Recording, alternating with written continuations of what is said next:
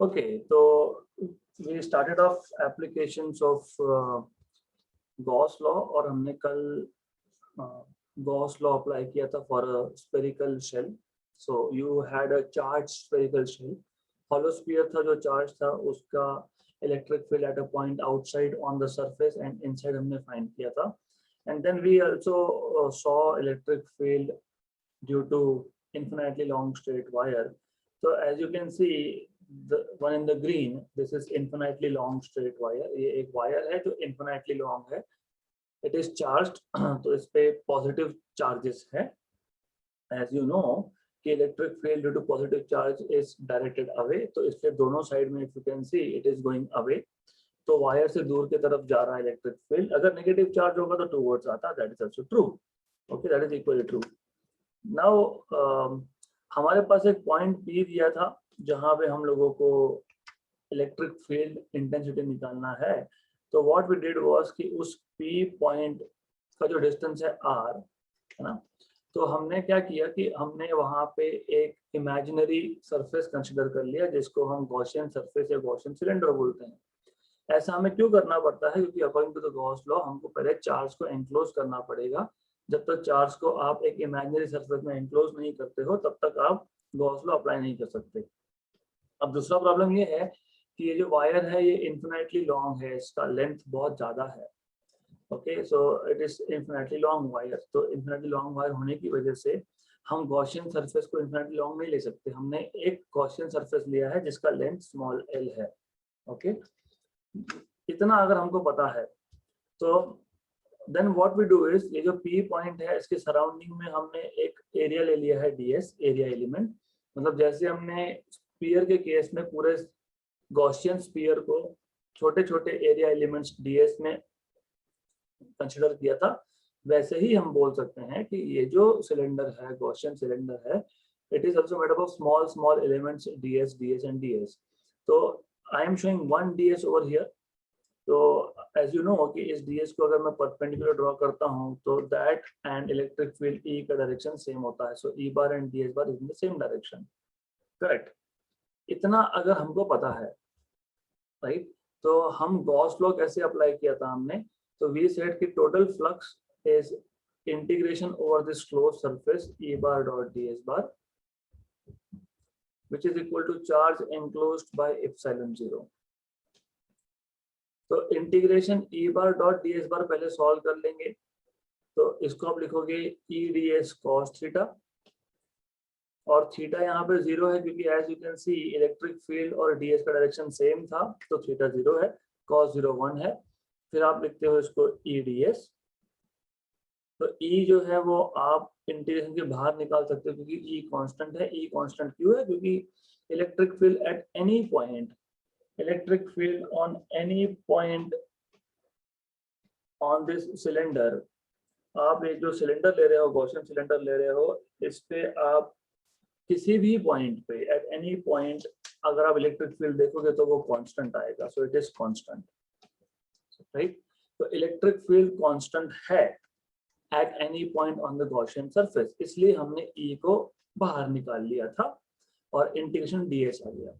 अब ये integration ds, ये हमेशा याद रखना, ये गॉसियन स्फीयर पे, गॉसियन सरफेस पे, गॉसियन सिलेंडर पे होता है, राइट. तो यहाँ पे हमारा जो गॉसियन सरफेस है वो सिलेंडर है, तो हम सरफेस एरिया को इंटीग्रेट कर रहे हैं. We are integrating over a surface area that is Gaussian surface.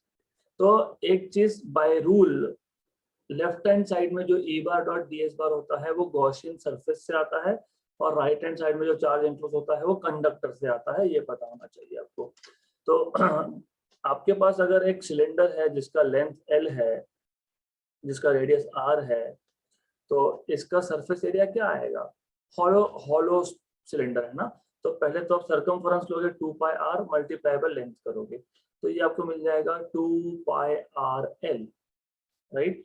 तो ये आपको मिल गया total flux. Charge enclosed by epsilon, epsilon 0 बोलो या epsilon बोलो, doesn't matter. It is just that कि सराउंडिंग में अगर वैक्यूम है तो epsilon 0, that's it. तो चार्ज एनक्लोज्ड आप कैसे निकालते हो? तो आपको देखना है कि ये जो गॉसियन सरफेस है इसमें चार्ज कितना क्लोज्ड है, मतलब how much charge is there inside.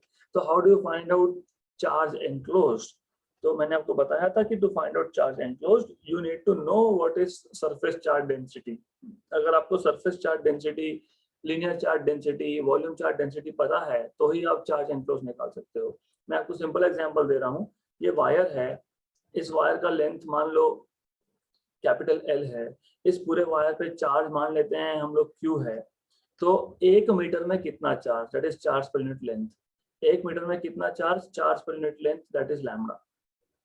तो charge per unit length is lambda. Okay, charge per unit length is lambda.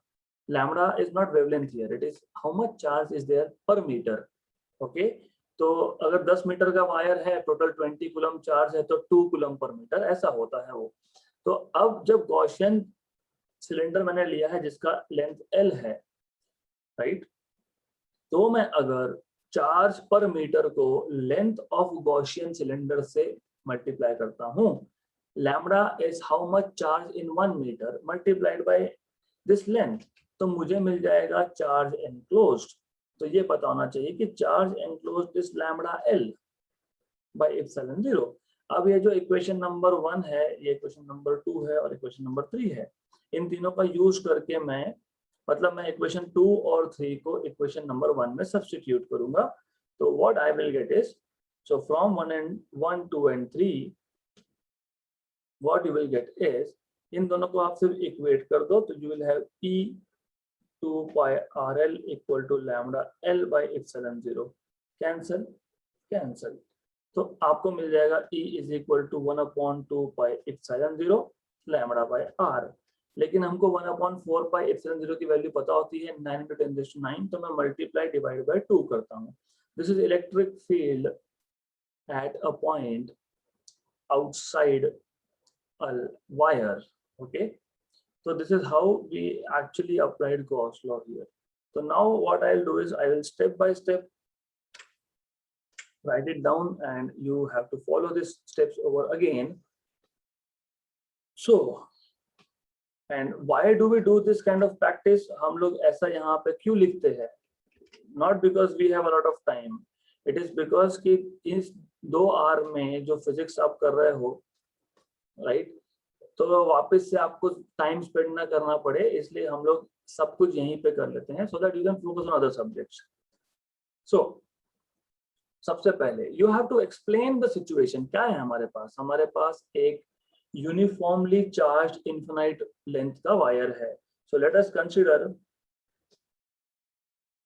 consider a uniformly charged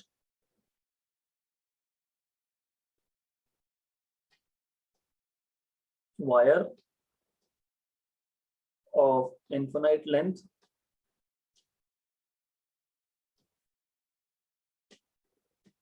and radius capital R.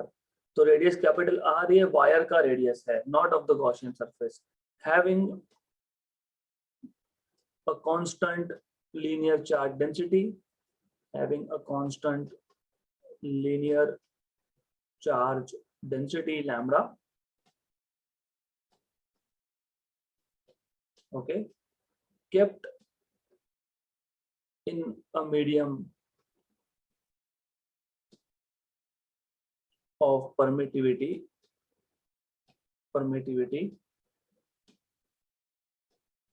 Epsilon. मैं जानबूझ के यहाँ पे एक मीडियम ले रहा हूँ, आप इसको वैक्यूम भी बोल सकते हो, it's perfectly fine, it is perfectly fine if you don't want to mention this. अगर आपको नहीं बोलना है, आप बस यहीं तक बोलो लैम्डा तक, which will by default be assumed कि वायर ये वैक्यूम में है, सब मान सकते हो, या फिर ये एयर में है जिसका परमिटिविटी मतलब डायरेक्ट्रिक कांस्टेंट वैल्यू K1 और परमिटिविटी एप्सिलॉन 0 आती है।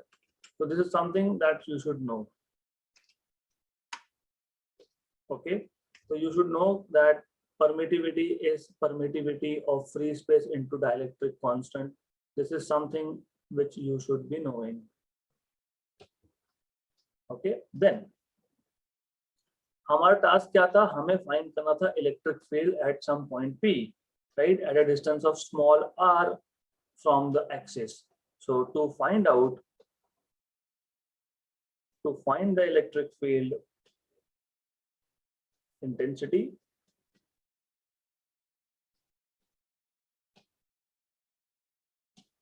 at a point P at a distance small r at a distance small r from the axis of wire,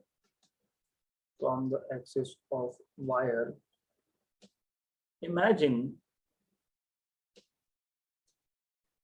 a Gaussian cylinder, imagine a coaxial Gaussian cylinder, Gaussian cylinder of length L, cylinder of length L and radius R.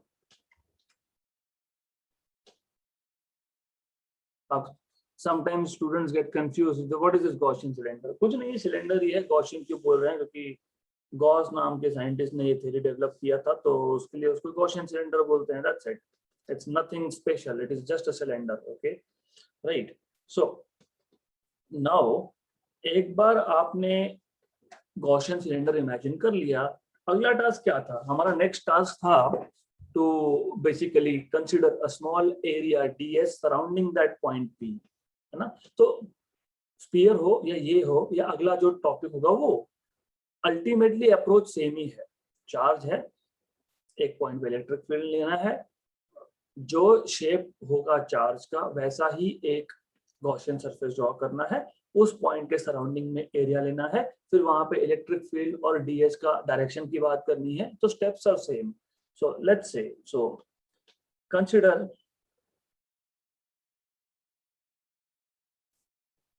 a very small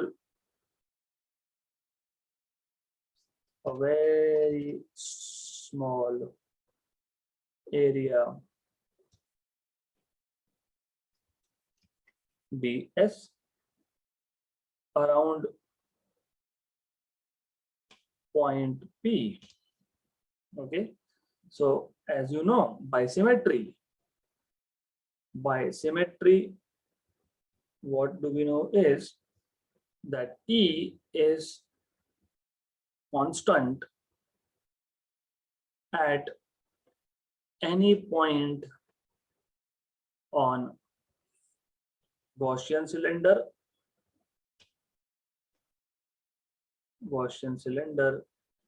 and is directed outwards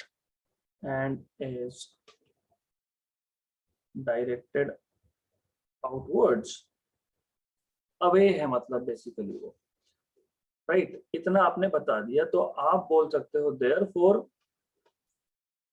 E bar and ds bar has same direction,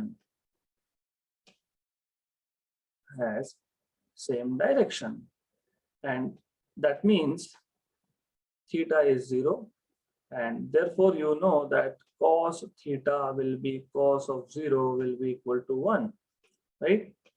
Therefore total flux through Gaussian cylinder is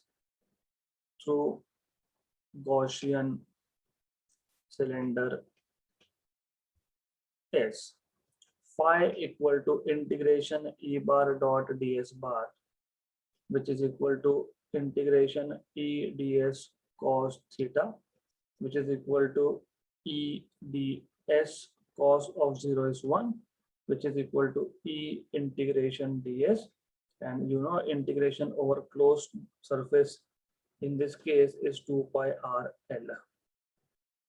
ये आपको पता होना चाहिए. So let's say this is integration E bar dot ds bar. Let's say equation number 1. Also कितना charge enclosed है वो देखना पड़ेगा. Also charge enclosed in Gaussian cylinder is,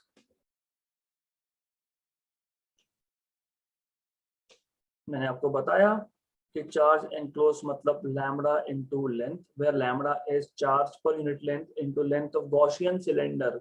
wire का लेंथ इंफिनिटी है. ओके, तो ये लेंथ गॉसियन सिलेंडर का है, right. Equation number 2, According to Gauss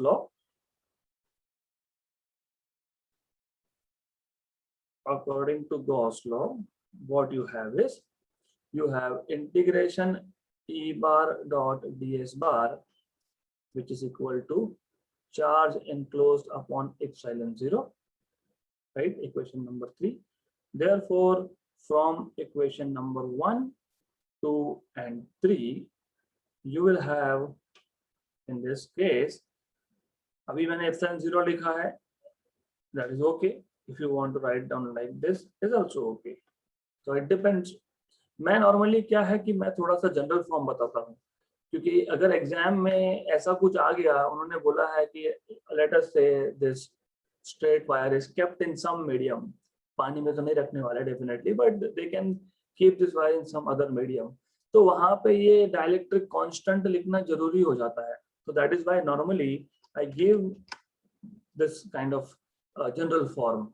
okay, so therefore what you can say is integration E bar dot ds bar from equation 1 is E 2 pi r L. Charge enclosed is lambda L upon epsilon जो था वो है. Therefore you can say E is equal to 1 upon 2 pi epsilon lambda by r, which is 1 upon 4 pi epsilon 2 lambda by r. ये आ गया आपका electric field का equation. So this is electric field equation. Therefore, electric field E is given by 1 upon 4 pi epsilon lambda 2 lambda by r. Let's say equation number 4. अभी जो equation 4 है, this is electric field outside a wire. Okay, equation number 4 gives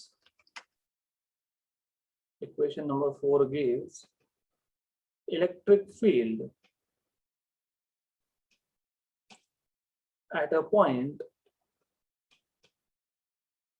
outside the wire at a distance r. और हमको already पता है ये small r ये greater than capital R है, क्योंकि कैपिटल R मतलब वायर का रेडियस और स्मॉल r ये वायर से बाहर पॉइंट है, तो इसलिए ये ऐसे आप मेंशन भी कर सकते हो. Now obviously you can also discuss special cases, जैसे लास्ट टाइम हमने किया था. तो यहाँ पे मैं स्पेशल केस एक डिस्कस कर लेता हूँ. Special case 1. okay, so what I can do is I can say on the surface of wire, no? So if r is equal to capital R, that is point P is on the surface of wire. Therefore, E is equal to 1 upon 4 pi epsilon 2 lambda by capital R, since small r is capital R. अब यहाँ पे हम दूसरा case discuss नहीं करते because of two reasons. एक reason तो ये है कि जो वायर है, भले ही मैंने यहाँ पे वायर थिक दिखाया है, but in reality wire is extremely thin. तो जब वायर थिन है तो और कितना अंदर जाएंगे वायर के हम, बहुत थिन है वो. दूसरा ये है कि जो पिछला केस था उसमें स्पीयर जो है वो हॉलो था मतलब पोकल, राइट. मतलब इनसाइड चार्ज रखने की जगह ही नहीं है. हमारे पास कंडक्टर है, उसके ऊपर चार्ज छोड़ दिया, सारा का सारा चार्ज सरफेस पे है, अंदर कुछ नहीं है. यहाँ पे वैसा नहीं है. यहाँ पे क्या है कि वायर के अंदर भी चार्ज हो सकता है, तो वो केस हम लोग डिस्कस नहीं करते because it is something out of scope of our syllabus. तो we don't talk about that, हम उसकी बात नहीं करते. इन रियलिटी स्पेशल केस भी डिस्कस नहीं किया है. I just wanted to take this because small r equal to capital R, मतलब आप वायर की सरफेस पे हो, वायर की सरफेस पे कितना इलेक्ट्रिक फील्ड है, तो सिर्फ स्मॉल r की जगह पे कैपिटल R डाल दो, दैट्स इट. तो that is the basic idea. तो ये आपको पता होना चाहिए इतना. नाउ मूविंग अहेड, अब हमें नेक्स्ट केस देखना है, थर्ड एप्लीकेशन. देखो, स्फीयर हो गया, वायर हो गया. मैंने 3 टाइप की डेंसिटी बताई थी आपको, इफ यू रिमेम्बर. मैंने आपको बताया था surface charge density, volume density and linear density. तो हम वॉल्यूम डेंसिटी के बारे में बात नहीं करते। हमने जब स्पीयर लिया था, बी केयरफुल, हॉलो स्पीयर था, मैं बार बार बोल रहा हूँ, क्योंकि हॉलो स्पीयर मतलब जो भी चार्ज है वो सरफेस पे है, अंदर नहीं है। ओके, तो you have to be careful about it. Now third case, so this was the second case that we discussed. So let's move ahead with third case. Whatever number 8.2.4 है, जो भी होगा, anyways, electric field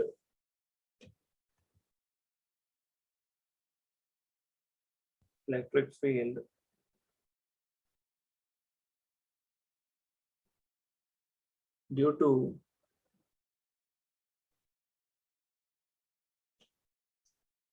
a charged infinite sheet,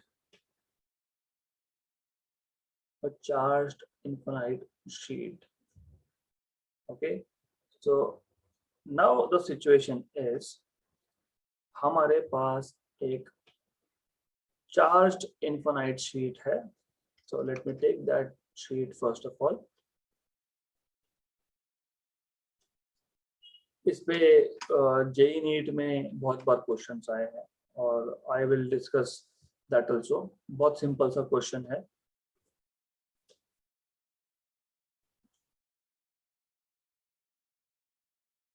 तो you have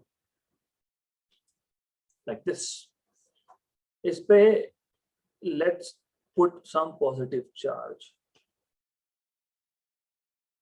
तो ये ऐसा case है कि जैसे for example you have a plane paper और उस प्लेन पेपर पे हमने पॉजिटिव चार्ज डाल दिया। तो प्लेन शीट है, उसके ऊपर चार्ज है, लेकिन ये शीट इनफिनाइट है, so it's extending up to infinity. Now the question here is, if I have a point, some point P here at a distance of r from the sheet, what is the electric field at point P? That is a question here. So there are few things that you need to define beforehand, जैसे कि ये जो sheet है वापस से charge कहाँ पे है, सरफेस पे है, तो वापस से बात होगी सरफेस चार्ज डेंसिटी की। ओके, तो सिग्मा मतलब चार्ज पर यूनिट एरिया की बात होगी यहाँ पे। By rule, what was the rule? Rule क्या था? रूल ये था कि हम लोगों को अगर इलेक्ट्रिक फील्ड फाइंड करना है यूजिंग गॉस लॉ, और हम लोग एप्लीकेशन ऑफ गॉस लॉ ही देख रहे हैं, मतलब गॉस लॉ तो अप्लाई करना ही है हमको। तो सबसे पहले चार्ज को एनक्लोज करो। जैसा प्रॉब्लम वायर के केस में था, वायर इनफिनाइटली लॉन्ग था, मैं पूरे वायर को एनक्लोज नहीं कर सकता हूं, वैसा ही प्रॉब्लम यहाँ पे भी है। शीट इनफिनाइटली लॉन्ग है, हम पूरे शीट को एनक्लोज नहीं कर सकते, तो फिर क्या करेंगे? तो बेस्ट वे इज कि इस पी पॉइंट के अराउंड एक एरिया ले लो, you can call this area as ds if you want. Okay, अब इस एरिया ds लेके एक सिलेंडर ड्रॉ कर लो। मतलब इस केस में भी हम Gaussian cylinder, Gaussian surface cylindrical लेने वाले हैं, correct? Right, and now you can apply Gauss law. Okay, right? No, आप अभी गॉस लॉ नहीं अप्लाई कर सकते। क्यों नहीं अप्लाई कर सकते, मैं बताता हूँ। क्या किया आपने? आपने चार्ज को एनक्लोज करने के लिए, मतलब फर्स्ट ऑफ ऑल मैं थोड़ा सा रिपीट कर रहा हूँ, slide repetition is required here, तो मैं I will just slightly repeat. तो what we did was, हमको एक इनफिनाइट शीट है, इनफिनाइट शीट कि नियर रीजन में एक पॉइंट है P जो R डिस्टेंस पे है शीट से, वहां पे इलेक्ट्रिक फील्ड फाइंड करना है, और हमने डिसाइड किया कि गॉस लॉ अप्लाई करके इलेक्ट्रिक फील्ड फाइंड करेंगे। तो व्हाट वी डिड, हमने एक एरिया ले लिया ds, राइट, उसी एरिया को क्रॉस सेक्शन रख के एक Gaussian surface in the form of cylinder ले लिया। करेक्ट।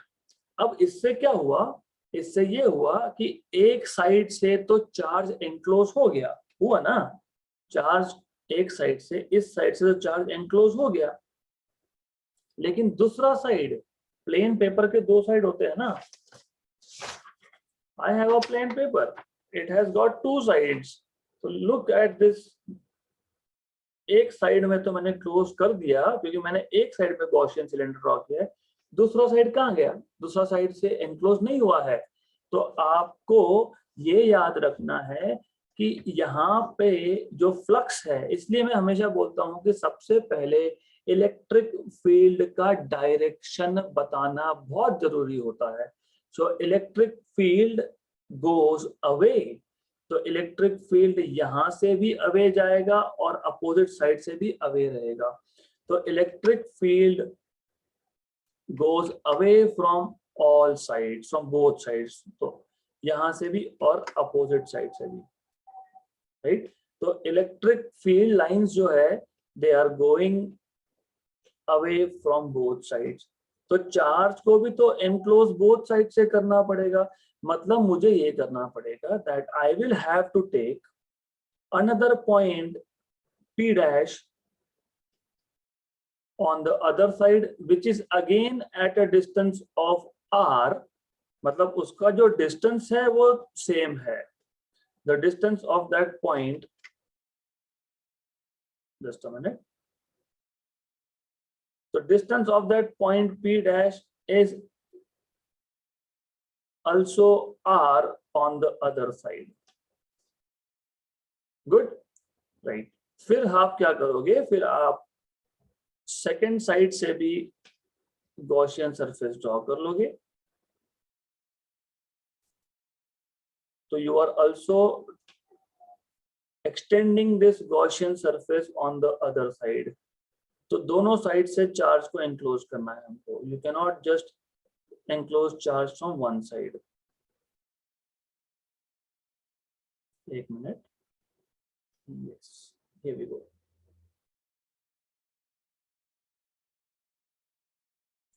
तो ऐसा है, तो गॉसियन सरफेस सिलेंडर है, लेकिन उस गॉसियन सरफेस जो सिलेंडर है उसको दोनों साइड से लेना पड़ेगा, and on either side distance is R and R, तो total length of Gaussian cylinder is 2R, and ये जो थिन शीट है हमारे पास, this one thin charge sheet, ये एग्जैक्टली सेंटर में से पास हो रहा है, किसके, गॉसियन सिलेंडर के सेंटर में से पास हो रहा है, राइट। तो I will first put down this thing in words कि हमने एग्जैक्टली किया क्या।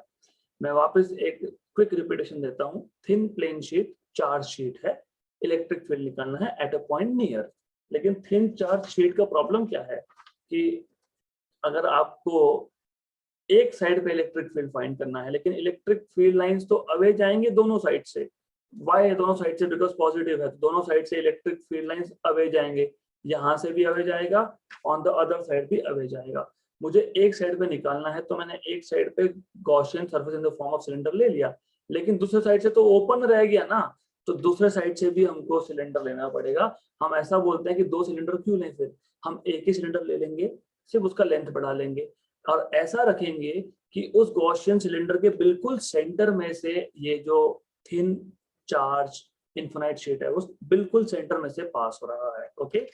तो अब इससे क्या हुआ, चार्ज कहाँ था, याद रखो चार्ज कहाँ था, चार्ज कहाँ था, चार्ज यहाँ पे है, ये चार्ज है, तो चार्ज दोनों साइड से एनक्लोज हो गया। अब पहले एक साइड से एनक्लोज था, हमने दूसरी साइड से भी एनक्लोज कर दिया, तो ये बहुत इंपॉर्टेंट है that you are enclosing charge this was the charge and you're enclosing the charge from both sides. That is important thing. So sheet पे, थिन शीट पे एक एरिया ए ले लिया जिसमें चार्ज है, उतना ही एरिया यहाँ पे ले लिया। तो या तो दोनों को ए ए बोलो या दोनों को डी एस बोलो, doesn't matter really. And in this case also as you know, ds को परपेंडिकुलर ड्रॉ करोगे, राइट, दोनों साइड पे, तो ds will be directed in the direction of electric field again. तो in any case यहाँ पे भी ds bar is in the direction of electric field again, मतलब एंगल वापस से 0, right? So let us put down this in word. Consider uniformly होना चाहिए, मतलब इस पूरे के पूरे प्लेन शीट में हर एक यूनिट एरिया में इक्वल चार्ज हो। ऐसा नहीं हो सकता कि एक जगह पे चार्ज ज्यादा है दूसरी जगह पे चार्ज कम है, ऐसा नहीं चलेगा, यूनिफॉर्मली चाहिए। So consider a uniformly charged infinite plane sheet with a surface charge density, with a surface charge density sigma, okay? By symmetry, electric field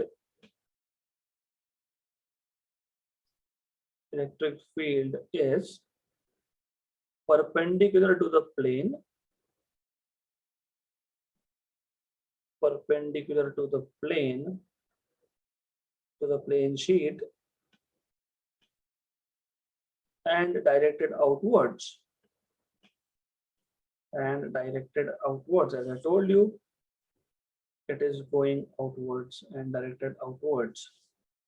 Okay, and obviously it has same magnitude if the distance on either side is same. So ये भी important है, having same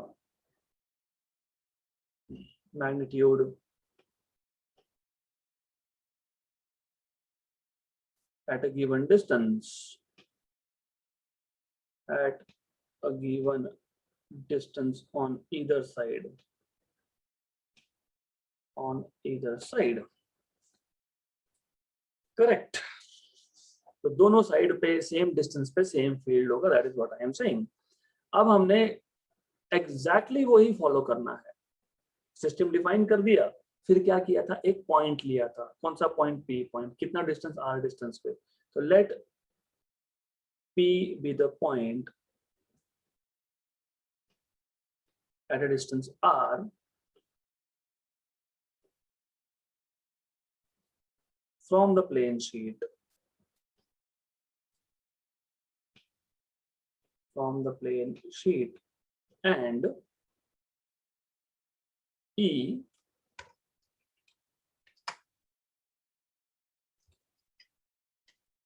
be the electric field at this point.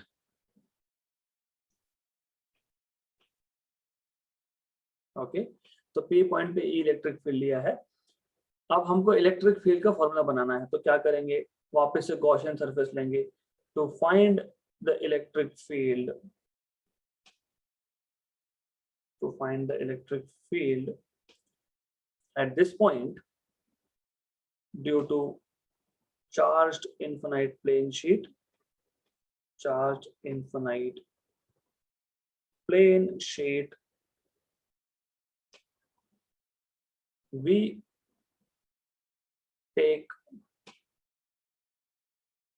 a cylinder, a Gaussian cylinder, or we assume is better word, we assume, we consider a Gaussian cylinder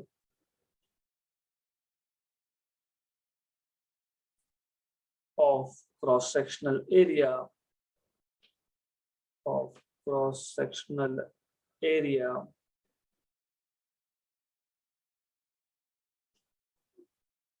what is this cross sectional area, that is ds equal to a, right. मैंने यहाँ पे ds बोला है, मैंने बोला था कि इसको आप a भी मान सकते हो, डजंट मैटर, कोई फर्क नहीं पड़ता, ds लिखना है आप ds लिखो, कोई फर्क नहीं पड़ता है, राइट। सो क्योंकि बुक्स में अभी a लिखा होगा तो मैंने a भी यूज कर लिया, doesn't matter, cross sectional area a। And as you know length 2r था गॉसियन सिलेंडर का, गॉसियन सिलेंडर का लेंथ 2r था, r on one side r on other side, right. और मैंने बताया था कि ये जो प्लेन चार्ज शीट है ये बिल्कुल सेंटर में से, मिडिल में से पास होता है। So the plane sheet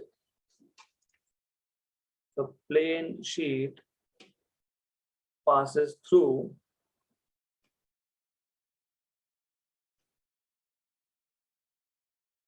the middle of the Gaussian cylinder,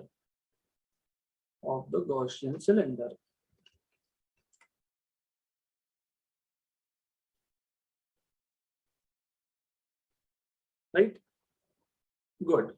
तो अब ऐसा क्यों लिया हमने मिडल से, क्यों? क्योंकि जो दोनों एंड्स थे P और P डैश, इसको मैं एक काम करता हूँ, इसको नाम देते हैं एंड कैप, ये भी और ये भी and cap. So this shade should be at the center of Gaussian cylinder such that the ends of the cylinder, जिसको मैं एंड कैप बोल रहा हूँ,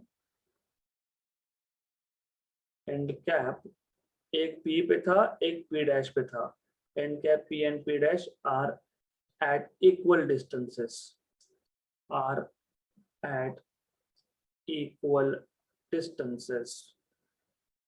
from the plane sheet. Good. So you have to first of all define this, okay? Now by symmetry, मैंने already बोला है कि angle जो है वो 0 होगा। By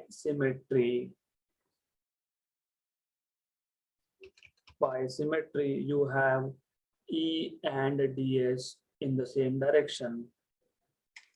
E and ds are in the same direction.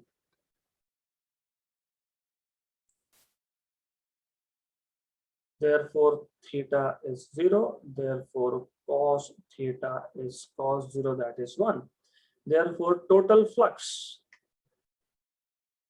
ये थोड़ा सा कंफ्यूजिंग हो सकता है, इसलिए अभी समझ लो। Total flux is F flux total. अभी ऐसा है कि जो फ्लक्स है वो दोनों तरफ से जाएगा, मैंने ऑलरेडी बताया है। यहाँ पे फ्लक्स जो है वो इस सरफेस में से भी क्रॉस होगा। What is flux? Electric lines passing through a given surface. तो इस साइड से भी जाएगा और इलेक्ट्रिक फील्ड लाइंस दूसरे साइड से भी जाएंगे।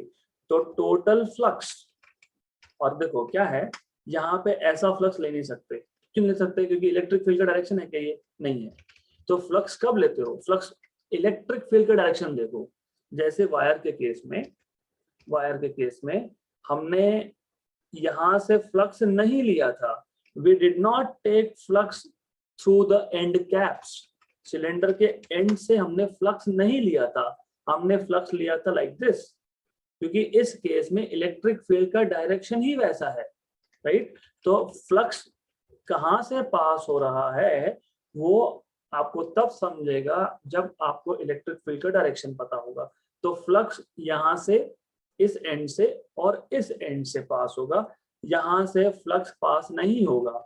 So now in this case, flux is going through end caps and not through the length of the cylinder, right? So total flux क्या आएगा? Flux आएगा आपका phi p, मतलब from the side P and from the side P dash. And obviously, as I told you, यहाँ पे आप लिखोगे E bar dot ds bar plus E bar dot ds bar। यहाँ पे इंटीग्रेट करने की जरूरत ही नहीं है। दो छोटे सरफेस थे, छोटे सरफेस में से ही पास हो रहा है।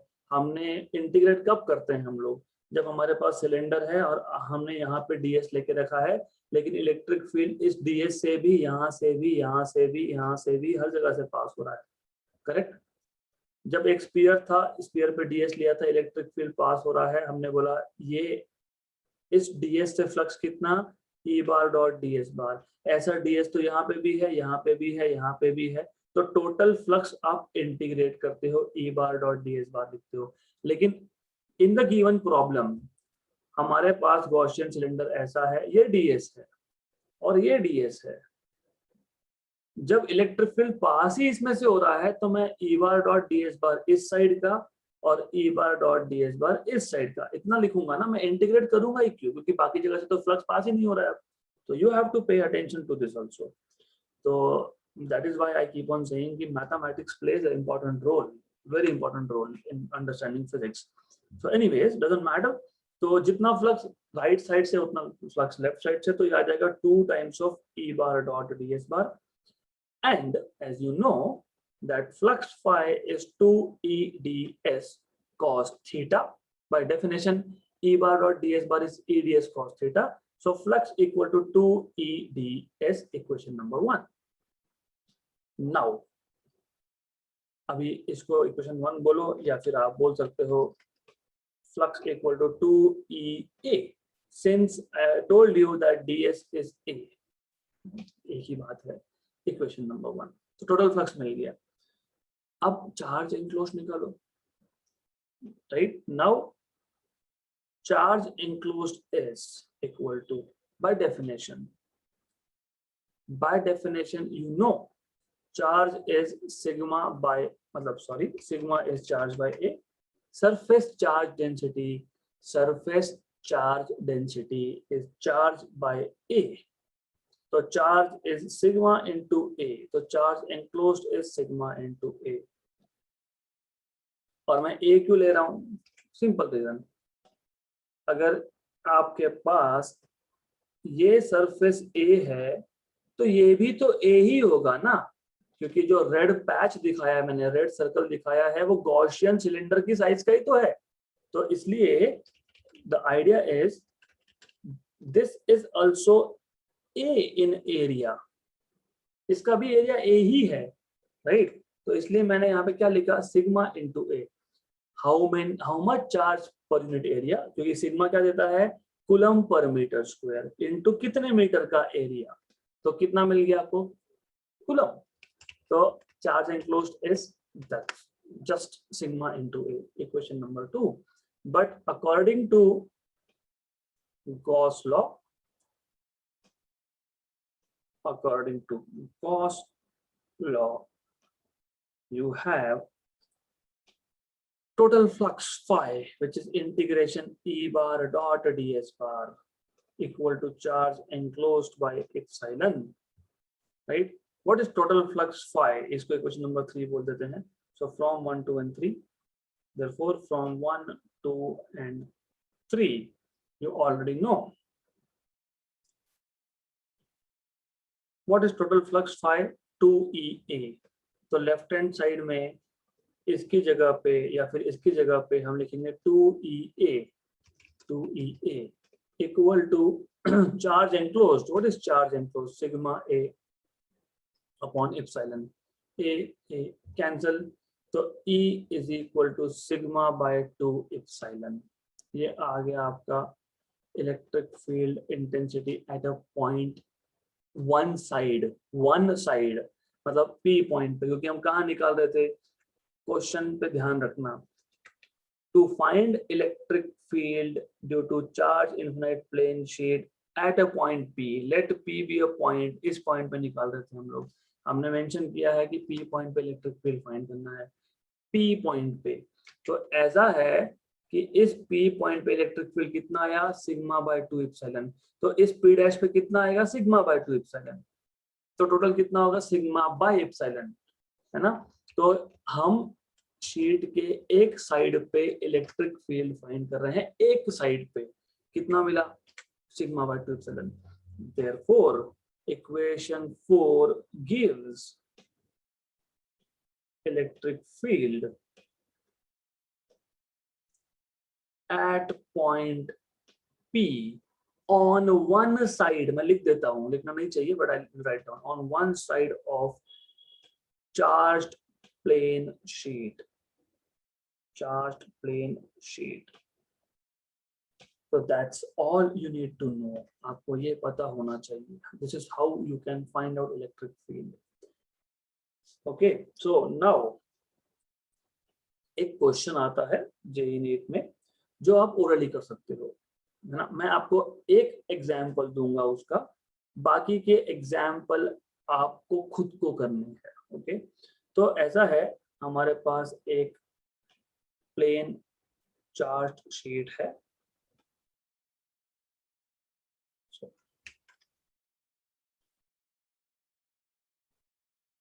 We will take this during JEE NEET class also, so don't worry. But अभी बात हो ही रही है तो कर ही लेते हैं. फिर हमारे पास ये एक प्लेन चार्ज शीट है, ये एक प्लेन चार्ज शीट है. मैं इसका नामकरण कर देता हूँ because नामकरण is very important here. Let's say sheet number 1. This is positively charged, and obviously, as you know, for a positively charged sheet, electric field is directed away. इसका electric field away. तो red arrows का मतलब होता है electric field due to first sheet, पहली sheet. तो electric field E1 away है, E1 away है, E1 अवे है. Correct, right. Now if I say this is sheet number 2 which is negatively charged. दोनों पे सरफेस चार्ज डेंसिटी सेम है.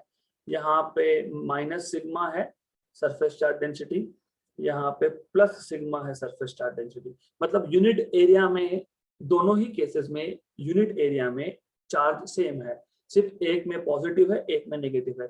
अगर यहाँ पे 2 कूलम पर मीटर तो यहाँ पे भी 2 coulomb per metre, but with minus sign, -2 coulomb per metre plus 2 coulomb per metre square. तो दोनों पे सरफेस चार्ज डेंसिटी सेम है. Now as I told you कि नेगेटिव के केस में, नेगेटिव चार्ज के केस में electric field is directed towards. तो towards. So you will see that E2 is directed towards what? Towards second sheet. Electric field due to positive is away from the sheet. कौन सा sheet? पहला sheet. E2 is directed towards what? Towards sheet. कौन सा sheet? Sheet number 2, क्योंकि negative charge तो था ही उस पे ना. गुड. सो अब क्वेश्चन ऐसा आता है, ये रीजन 1, ये रीजन नंबर 2, ये reason number 3. What is the electric field between the two sheets? Electric field between sheet 1 and sheet 2 की वैल्यू क्या, और 1 और 3 रीजन में आउटसाइड क्या वैल्यू? Outside value 0.